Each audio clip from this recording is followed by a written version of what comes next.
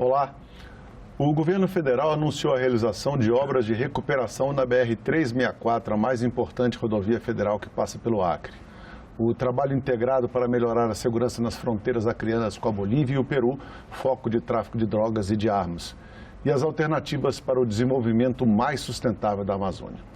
Sobre esses e outros temas, vamos conversar com o senador Sérgio Petecão, do PSD do Acre. Senador, bem-vindo aqui ao programa. Olá, Silvio. Quero primeiramente agradecer essa oportunidade de estar aqui na nossa querida TV Senado, audiência maravilhosa. Estou aqui para que a gente possa bater um papo, falar. É sempre bom falar do Acre, né? Sempre bom falar do Acre. Vamos falar da BR-364, que, como eu mencionei no começo do programa, é a mais importante rodovia federal que cruza o estado. Ela atravessa o estado, faz a ligação com o sudeste também, com o centro-oeste. Muita gente não sabe que ela nasce lá no meio do Brasil. E ela dá acesso ao Amazonas, né? Além disso, é a única rota terrestre entre Rio Branco e Cruzeiro do Sul, que é a segunda cidade mais importante do seu estado. O governo federal anunciou obras de recuperação na BR. O ministro Renan Filho assinou várias ordens de serviço, né, e liberação de verbas. Quais são essas obras, quando é que elas devem começar e terminar, né, e qual a importância dessas obras para o Acre, senador Petecão? Ô Silvio, primeiramente, nós temos que agradecer. No governo passado, em junho do governo passado, do ano passado, né, nós tivemos a triste notícia que o governo federal não tinha recurso para investir na nossa BR-364.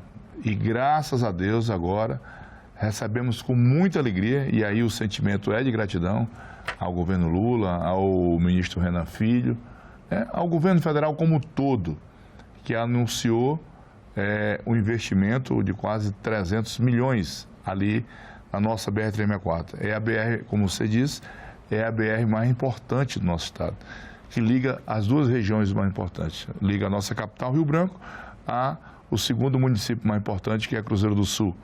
Que não só Cruzeiro do Sul, ele liga toda uma região, todo o que nós chamamos de Vale do Juruá, que tem como capital Cruzeiro do Sul. Aí vai Rodrigues Alves, vai Manso Lima, vai Taumaturgo, vai Porto Walter, né? Então, essa BR, a BR-364, que nós estávamos correndo o risco dela fechar esse ano, que se não for feito nada nesse verão, nós corremos o risco da BR-364 fechar. Mas, graças a Deus, o governo federal atendeu ao apelo da bancada, de toda a bancada federal, dos 8 deputados federais, os 3 senadores, e vai fazer um grande investimento. Lógico, não resolve o problema.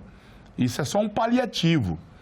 O que o governo está fazendo é recuperar os pontos mais críticos, né? Mas, se Deus quiser, nós vamos sensibilizar o presidente Lula. Ele assumiu um compromisso de fazer o lançamento dessas obras, e eu tenho dito para as pessoas, né, que tem alguns colegas que dizem: olha, eu não pego na mão do Lula, eu pego na mão, eu pego no pé, eu pego na barba, eu pego onde o Lula quiser. Eu quero que o presidente Lula assuma um compromisso de recuperar a nossa BR-364. Nós não, no Acre, estado pobre como o nosso, né, vivemos praticamente isolados lá no norte, né, nas fronteiras com o Peru e a Bolívia, nós não podemos nos dar o luxo de fazer politicagem, né? Eu acho que agora é hora de unir forças, né? E dizer ao governo federal que nós precisamos muito dessa BR. Então, o meu sentimento é de gratidão ao governo federal. Como o senhor disse, são obras, de certo modo, paliativas, porque a BR precisa de realmente investir. São 600 quilômetros, né? 600 quilômetros, né? Vai ter tapa-buraco, melhoria de sinalização, essas coisas todas. Recuperação, né? E algumas pontes, né? Em estados difíceis. Agora, o governo fez um levantamento da situação da estrada, identificou os pontos mais críticos e vai estar trabalhando em 2 trechos. Eu diria que é a largada, se Deus quiser, para que nós possamos recuperar toda a nossa BR-364. Senador, além dessas obras na 364, com os recursos que foram viabilizados com a aprovação da PEC da transição e a lei orçamentária anual aqui pelo Congresso Nacional, o Ministério de Transportes vai ter quase, como o senhor mencionou no começo, 300 milhões de reais para aplicar em obras viárias no Acre, né? Tem também a construção do contorno rodoviário de Brasileia, né? O anel viário, né? O anel viário, ainda tem a construção, como o senhor mencionou, a ponte sobre o rio Juruá, que vai dar acesso a Rodrigues Alves, né? E um prolongamento de ponte sobre o rio Tarauacá, né? Todas essas obras também já estão sendo implementadas, já estão em trabalho de finalização? É que eu te falei, Silvio, nós precisamos de muito, né? Mas essas eu diria que são as obras prioritárias. Esse anel viário é na BR-317, que liga o Brasil ao Pacífico, né? É a saída que nós temos. E hoje a situação ali na região de Epitaciolândia e Brasileia é precária. Essa BR, pra você ter uma ideia, através dessa BR que nós acessamos o Peru e a Bolívia, né? E lá atrás, quando foi construída essa BR, eu diria que era a salvação da região norte, né? Criou-se expectativas que, construindo essa estrada, a escoação dos produtos produzidos aí no Mato Grosso, no Goiás, tudo sairiam pelo Pacífico, né? Que é a BR-317. Mas sequer nós temos um anel viário, sequer nós temos uma ponte. E a ponte está em construção, o anel viário que tira a BR ali do centro de Brasileia e Epitaciolândia, para que possa ter um fluxo melhor, né, de caminhões pesados, e com certeza vai ajudar e ajudar muito.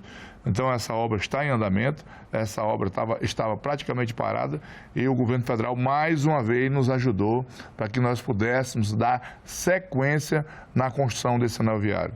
Temos também a situação, como você falou, da ponte lá em Tarauacá, que a cabeceira da ponte já é na BR-364, está numa situação difícil, caiu, né, desbarrancou e o governo federal vai recuperar. Então, hoje, eu diria a você que uma das obras mais importantes também é a ponte de Rodrigues Alves, né, que hoje Rodrigues Alves, que essa é no Rio Juruá, encontra-se praticamente isolado, né?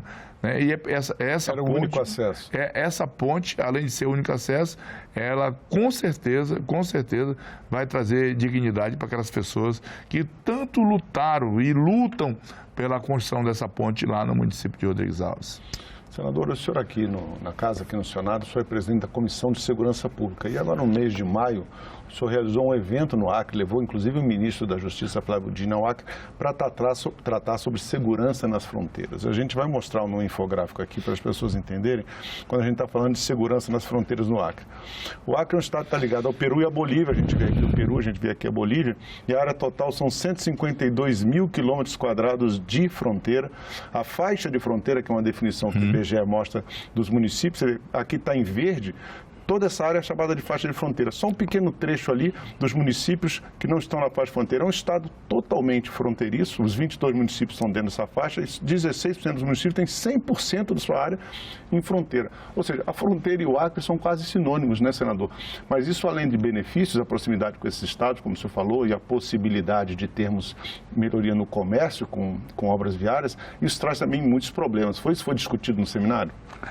O Silvio, também quero agradecer ao ministro da Justiça, Flávio Dino, que esteve lá com todos os seus secretários, não só do Ministério da Justiça, também como o Ministério da Defesa. Quando nós convidamos o ministro Flávio Dino, eu te confesso que foi eu não acreditava que ele iria. Que uma coisa é você fazer uma agenda em Rio Branco, né? O Flávio Dino, ele foi lá na fronteira, né? Lá no município de Brasileia, que para você ter uma ideia, o avião teve que pousar em território boliviano. Porque não adianta você ficar aqui nos ar-condicionados, aqui. Eu falei para o ministro, né? E todo mundo sabe, o mundo todo sabe que o Peru e a Bolívia são os maiores produtores de droga do mundo. Essa droga que entra no Brasil, ela entra pela nossa fronteira. Você está mostrando aqui, ó, é 100% praticamente de área fronteiriça. Isso aqui são rios, são igarapés, são floresta. Áreas de difícil acesso. Isso aqui, se o governo federal não estender a mão, porque por mais que o governo do estado tenha interesse em patrulhar, em fiscalizar, ele não tem estrutura. E graças a Deus o ministro Flavino esteve lá, conversando com a nossa Polícia Federal, Polícia Rodoviária Federal, que faz um trabalho maravilhoso de fiscalização, a nossa Polícia Militar, a nossa Polícia Civil, e ouviu os prefeitos desses municípios para saber o que realmente passa na nossa região.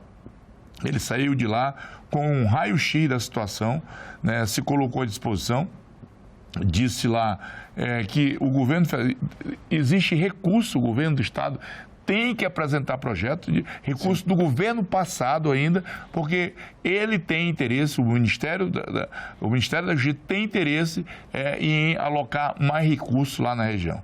A verdade é que aí nós nunca tivemos, Silvio, a visita de um ministro da Justiça lá na fronteira.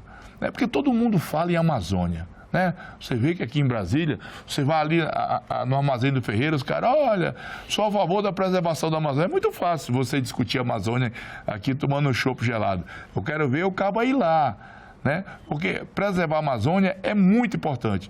Mas nós temos que saber que ali na Amazônia vivem milhões de brasileiros, em condições muito difíceis. E é impossível você... Porque no momento que essa população que mora na floresta, se ele não tivesse sendo assistido pelo governo do estado ou pelo governo federal, eles viram presa fácil desses traficantes. Que os caras passam aí... e eu tenho dito para as pessoas, e olha que eu não sou nenhum técnico, não sou nenhum especialista, mas é muito mais fácil combater a entrada de droga lá nas fronteiras do que combater nos morros do Rio de Janeiro, que depois que entra, aí fica mais difícil. Você vê que aí essas facções se empoderam. Hoje os números da violência nesse país são gritantes. E lá na nossa comissão, na Comissão de Segurança Pública do Senado, o debate é esse. Todo mundo está preocupado com segurança. Sim, mas como é que nós vamos conter essa violência? E eu acho que esse enfrentamento na fronteira fica muito mais barato para o governo federal do que fazer o enfrentamento nas favelas do Rio de Janeiro ou aqui nos morros de São Paulo. Então é isso, Silvio. O primeiro passo, então, é o controle da fronteira. Porque aí na fronteira, eu diria a você, que nós temos também o problema dos imigrantes. Aí é problema todos os dias, porque aí nós temos a fronteira com o Peru, lá em Assis Brasil, em Apare, do outro lado é Peru, e temos em Brasilé e Epitaciolândia, que é com a Bolívia, que é com o Birra do outro lado. Ao sul, Então, é preciso que o governo federal tenha a exata dimensão deste problema. O problema é grave, mas quando eu vejo um gesto desse do governo federal e mandar um ministro, lógico, se o ministro está ali, que é o presidente Lula autorizou. Quando o ministro vai ali na fronteira, eu entendo isso como um gesto de um governo que está preocupado com a nossa fronteira.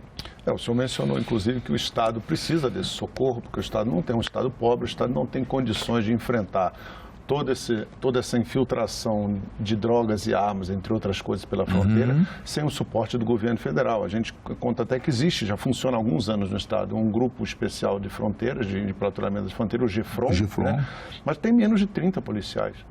E você vê o tamanho da fronteira, olha, você tem 22, você não consegue, 16 municípios. Aqui nós estamos, aqui nessa região aqui, nós estamos aqui em Brasilé. Cruzeiro do Sul está aqui do outro lado. Se você não dotar essas polícias de estruturas, sei lá, de helicópteros, aviões, é impossível. Eu te contar aqui uma passagem, eu estava lá em Santa Rosa do Purus, aí fiz uma visita lá a uma delegacia, existia, hoje foi até desativado, da Polícia Federal, e conversava ali com os agentes, e ele dizia, Petecão, aqui nós ficamos aqui, o traficante passa ali no Rio Purus, ele passa com motor de 150. nós vamos atrás dele com motor de 25. A remo. A remo. Então, é preciso, né, que o governo federal tenha a exata dimensão do tamanho desse problema. E por isso foi importante a presença do ministro lá. Eu sou muito grato com a presença do ministro Flávio Dino. O senhor mencionou na sua resposta anterior a questão do povo amazônico e da necessidade que ele tem de ter suporte para poder se desenvolver, criar um sistema de desenvolvimento em que a floresta seja preservada. O senhor aqui é coordenador, foi escolhido para coordenar no Acre o programa Amazônia Mais Sustentável, que foi lançado pelo MAPA, o Ministério da Agricultura e Pecuária. O que esse plano prevê? Como é que ele vai ajudar o Acre a alavancar esse caminho aí com uma economia que se diz hoje de baixo carbono, de proteção da floresta? Silvio, e aqui o meu sentimento também é de gratidão com o ministro Favaro, que me incumbiu dessa missão. Eu confesso para você que isso para nós tudo é novo, nós nunca tivemos esse tipo de apoio lá na região. Você tem acompanhado aí essas idas e vindas aí, tanto do presidente Lula como do ministro Favaro, que é um amigo particular, é do meu partido, é senador, é colega nosso, né? E eles arrumaram muito recurso com esses países que têm interesse em preservar a Amazônia. Todos nós temos interesse em preservar a Amazônia. Eu não conheço ninguém que seja a favor da devastação da Amazônia. Agora, aquilo que eu te falei no começo da nossa entrevista, lá na Amazônia moram seres humanos, moram pessoas que precisam ter uma vida digna. Então, é preciso que o governo federal crie políticas e o Mais Amazônia Sustentável, uma das suas bandeiras, né, é a recuperação das terras degradadas, porque tem muita floresta que já está no chão. Verdade. Então, o que é que tem que ser feito? Esse recurso que hoje o Ministério, o MAPA detém, né, parceria com outros países que têm interesse na preservação da região amazônica, da nossa Amazônia, é para que a gente possa recuperar essas terras degradadas, essas terras que já foram derrubadas, que não tem mais floresta. Essa terra volte a produzir, porque no momento que essa terra está produzindo, você não precisa derrubar mais mato, né? É preciso que nós façamos investimentos com tecnologia para nós segurarmos o homem do campo, né? É preciso que nós possamos chegar nas aldeias indígenas com mais educação, com mais saúde, para que esse indígena possa ter uma vida digna. Eu acho que esse é o grande desafio, né? Que nós possamos alavancar o pequeno produtor, que nós chamamos de agricultura familiar, né? Porque o rico só fica mais rico. O rico vai no banco, ele tem como acessar um crédito, e o pequeno não tem. Nós temos que criar um programa para que nós possamos regularizar essas terras, porque a maioria desses projetos de assentamento dos pequenos produtores, eles sequer têm documento da terra. Como é que ele vai procurar uma instituição financeira se ele não tem documento da terra? Foram para lá há décadas e até hoje não tem escritura, né? Exatamente. Foi vendido para eles um sonho, esse sonho não foi entregue a eles. A maioria daqueles, né, que se desesperaram já venderam suas terras, hoje estão morando nas periferias de Rio Branco. Está aí o índice de violência, né, que assusta todos nós. O Acre, o que nós chamamos de mais nobre no Acre, era a paz. Era um estado pequeno, mas aqui no Acre a gente vive na paz. Hoje eu não tenho esse número, mas eu tenho certeza que o Acre, né, é um dos estados mais violentos que nós temos nesse país. Por quê? Estamos numa área de fronteira, né, e é um estado pobre. Nós não temos geração de emprego. Então é preciso que o governo federal, não é privilégio, né? Ninguém quer privilégio, a gente quer um tratamento diferenciado. O governo federal tem que entender se é verdade que nós temos que preservar a Amazônia, então ele tem que criar as condições para que esse povo que vive lá na floresta possa preservar a nossa floresta. A gente pode até dar um exemplo para as pessoas aqui, vou mostrar para eles aqui. O Acre tem um pioneirismo ambiental, inclusive. A gente vai mostrar aqui para as pessoas, vou dar um pause aqui. Conservação no Acre, 84% do seu território tem cobertura vegetal ainda, né? E segundo o Código Florestal tem que ser 80%. Está acima, inclusive, disso. 51% de áreas naturais protegidas no estado. E o Acre tem o primeiro projeto que aconteceu no Brasil, projeto pioneiro, que se chama de RED+, que é um projeto ambiental de captura de gás carbônico, né? Redução de emissões provenientes de desmatamento e desflorestamento. Esse programa no Acre tem a parceria com a Alemanha, 25 mil pessoas beneficiadas, 7,2 milhões de hectares de floresta, 175 milhões captados. Isso está completando 10 anos, completou 10 anos no final do ano passado no Acre, nesse projeto. Então, esse tipo de experiência para o Estado, para resolver as questões do desenvolvimento sem derrubar floresta, oferecendo condições de emprego e renda para a população, é o caminho, senador? Olha, Silvio, e agora, né, nesse novo governo que temos aí comandando o país, a política mudou. Né? E vários países, aqui você está falando da Alemanha, agora vários países também acreditam. Eu tive lá na COP, lá no Egito, e ouvi isso. O mundo todo pedindo para que o Brasil, para que o Brasil possa criar todos e qualquer mecanismo possível para a preservação da Amazônia. A Amazônia, para nós, ela é importante, mas ela é importante para o mundo todo. Agora, o que nós não podemos é sacrificar a população, porque todo mundo quer que preserve a Amazônia, mas é preciso fazer isso. A Alemanha está fazendo a parte dela, investindo, botando um recurso aqui lá na região amazônica. E outros países agora acenam com a possibilidade, né, de também fazer investimento na Amazônia. Agora, cabe a nós, o governo federal, governo brasileiro, governos estaduais e governos municipais, porque as pessoas moram nos municípios, é lá que as pessoas moram. Né? Que às vezes se fala do governo federal ia fazer o aporte de recursos, mas as pessoas moram no município. Tem que chamar os prefeitos, tem que chamar os vereadores, né? As autoridades da região para discutir, chamar o Ministério Público, chamar o IBAMA, o CMBio, para que a gente possa fazer parcerias, mas tendo como prioridade o ser humano, o cidadão que mora na Amazônia. Essa é a nossa prioridade. Foi bom o senhor mencionar até da mobilização que tem que ser feita, inclusive, junto às prefeituras, que o senhor tem um trabalho muito municipalista. Eu sou um parlamentar municipalista. Desde o início aqui do mandato, a gente testemunha disso. O senhor tem feito, inclusive, recentemente, visitas aos produtores rurais no estado, né? O senhor teve há poucos dias no município de Assis Brasil, que é na fronteira também com o Peru e a Bolívia, para onde o senhor destinou por emendas ao orçamento 6,5 milhões de reais para obras de melhorias. Qual é o planejamento que a bancada do Acre está fazendo para a destinação como prioridade de recursos para o ano que vem? Olha, Silvio, o parlamentar, ele é independente, né? Às vezes, quando eu aloco um recurso lá em Santa Rosa do Purus, é um município pequeno, minúsculo. Se você pensar em retorno político, em retorno por voto, eu levei um curso de nível superior para Santa Rosa do Purus. 90% da população é indígena. Você não pode pensar só no voto. Você tem que pensar que tem brasileiros ali que precisam de oportunidade. E se nós não prepararmos esse povo lá, eles não têm perspectiva nenhuma. Eu levei um curso de agronomia lá para Plasticaixa e Acrelândia.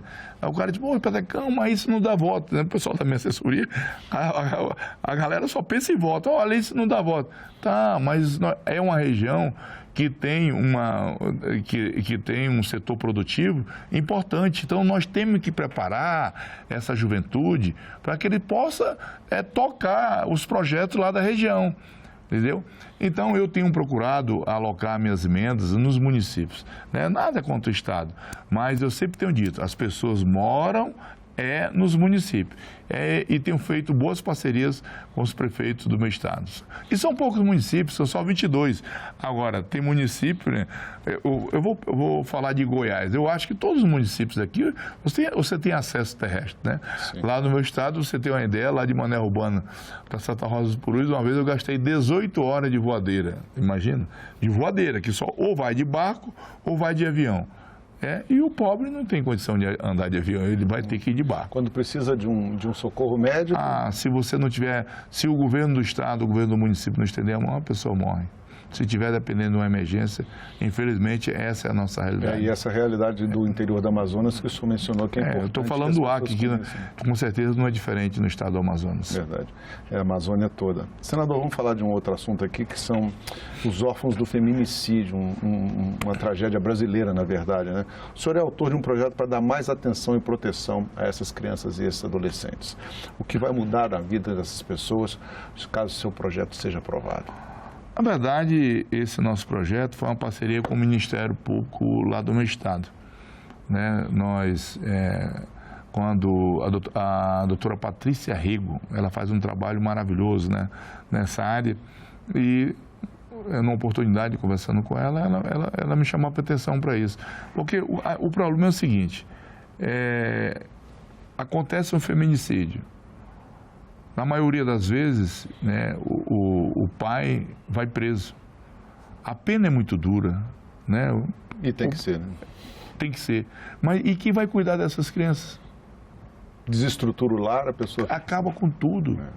Acaba com tudo. Então, o nosso projeto, ele visa exatamente isso, que o governo crie uma bolsa. O nome, o governo vai dar o nome que quiser, mas para que essas crianças possam ter uma vida digna. Na maioria das vezes, o pai mata a mãe e ele se mata também. Nós temos vários casos, né, desse jeito. Então, o objetivo do projeto é dar uma atenção para esses órfãos, né? Essas crianças que ficam, às vezes, tem que ir para casa de familiares e aí a situação complica mais ainda, né? Que são pessoas simples, pessoas pobres, na maioria das vezes. Então, o objetivo do projeto é que essas crianças que venham a perder o pai ou a mãe, né? Às vezes o pai e a mãe, possa ter um amparo por parte do governo. Senador Pidecon, muito obrigado por sua presença aqui no programa. Eu que agradeço, Silvio, essa oportunidade. Parabenizar aí a nossa querida TV Senado. Sou fã da TV Senado. Tem uma audiência maravilhosa lá no meu estado. E falar do nosso trabalho, você me conhece, já estamos aqui no nosso segundo mandato. Né? Falar do meu estado sempre para mim é motivo de muito prazer. Então, fico muito feliz e muito grato. A TV Senado agradece a sua presença. Obrigado. Nós agradecemos também a você que nos acompanhou. Lembrando que essa entrevista já está disponível para você rever ou compartilhar no nosso site, senado.leg.br/TV, no nosso canal do YouTube ou em podcast nas principais plataformas de áudio. Obrigado pela companhia e até o próximo Assunto de Estado.